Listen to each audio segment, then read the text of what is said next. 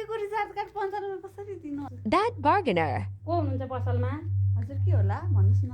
100 रुपैयाँको recharge card दिनु न। Recharge card हेर्नुस् त। 5 रुपैयाँ फिर्ता आउँछ होइन? रिचार्ज कार्ड चाहिँ 100 हो नि हेर्नु त।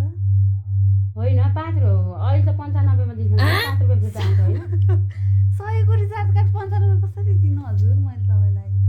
ए तपाईँ पनि जहाँ पनि 95 मा दिन्छन्। 95 चाहिँ कहाँ लिन्छ त्यहाँ 100 नै लेखा छ हेर्नु त। 100 त लेखाएको छ 95 मा चाहिँ दिन्छन् जस्तो लाग्यो। 95 त आउँदैन नि हजुर। भो ल्याउनु त्यसो भए म त आउँदै दिन्छु। कस्तो किस्तीमा 95 मा आउँछ। मैले हिजो मात्र 95 मा। म किस्ती 5 रुपैयाँ फिर्ता ल्याउनु न। आउँदैन। मलाई रिचार्ज कार्ड नि चाहिएको के। 100 रुपैयाँ 98 रुपैयाँ पर्छ अनि तपाईलाई मैले मलाई 5 रुपैयाँ फिर्ता दिनु न।